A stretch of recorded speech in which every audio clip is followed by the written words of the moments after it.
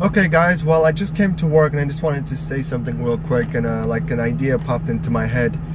And so you guys know recently that I've been looking for like a type of project car. I have a car in my driveway that it's been sitting there for a while and it's got some engine problems, and at least I know what the problem is. And it's a 1999 Honda Passport, and I've had this car a long time in my family. And so instead of buying a new car and figuring out what the problem is with it, I thought maybe I'll just continue on with my Honda since I already know what the problem is. And I can make a project car out of that. I mean, it's a really nice car. I mean, it's a 6-cylinder, it's a 4-wheel drive, it's a big car, and it's a truck. And it's a lot easier to fix. You know, I went around asking some people, like, you know, parts stores, some mechanic shops and stuff like that. And they said that it might be that the gaskets or, you know, valve covers could be blown. If not that, they said that the engine went bad. So if the engine went bad, that means that I would have to actually find a new engine for this car. I mean, it's not hard finding one, it's just that the price, you know. I have looked for some engines to see just in case, but I guess we'll have to see. I mean, in my opinion, I feel like this could be a great project car. It could be useful in many ways. I will take some videos on the problems and I will show you guys what's wrong. So until then, I guess we'll have to see.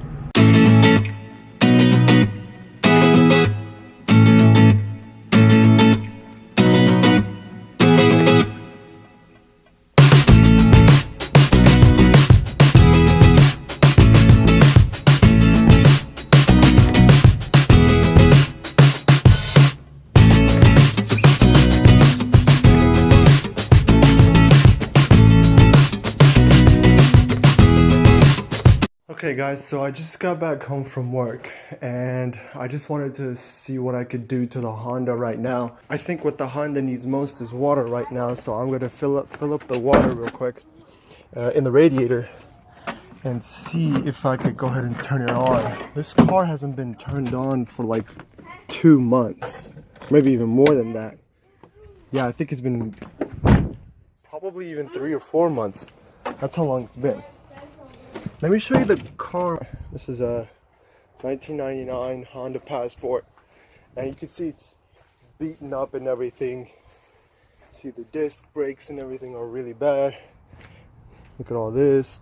Paint is bad, and then this happened a while ago.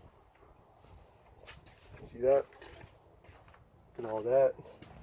See, it's got all paint chipped and stuff. You can already see it's starting to corrode and stuff. So yeah, but what can I do? It's my baby.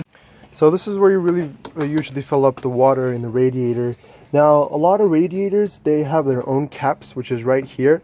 But some radiators, they have their own reservoir. For example, it's right here.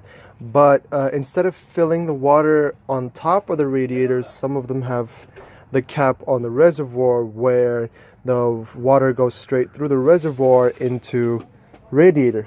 But in this case, since it's an old one, we have to fill it up from here. Now, as you can see, like from the bars and everything, it's empty. It's like almost completely empty, and that was the main issue before. So for now, we'll have to fill up and see what happens. Now, what happened before was, even though I would fill up the water all the way, because this thing takes about 10 quarts, which is almost equivalent to 2 gallons.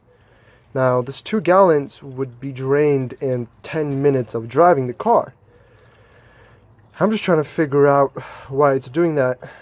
But right now, I'm just trying to see if it still turns back up. You see those bubbles? That's what happens a lot at the time when you're trying to fill up a radiator. So right now, the reason why it's not filling up all the way is because the thermostat, which in this car is all the way in there, the thermostat is closed, and there's a lot of gaps, or there's a lot of airs in the hoses that are stuck right now. So since right now it's filled up maximum, it won't go anymore, I have to turn on the car, and after I turn on the car, I can fill up more. It's my baby. Hide. Bismillahirrahmanirrahim.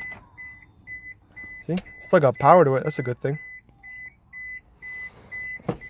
Let's see what happens after 3 months of not turning it on. Oh, still on, baby! Still on! It's alive! You see, this is what happens. Look, check this out. Look, this is what happens. You see, this is happening to my car and I have no idea what this is. I have showed it to many mechanics and they have no idea what it is. That's what I'm trying to figure out. You see, now I took that to the mechanic multiple times and I've showed them this and I've said, look, this is what's happening to my car after I fill it up. And a lot of them say that it could be either like the valve cover gaskets, or it could be like header gaskets, or it could just be that the engine is blown. Now I hope the engine isn't blown and I hope that it's a gasket, so at least it's fixable, so it won't be too expensive. If it's the valve covers, it'll take a long time, but it won't be as expensive as buying a new engine.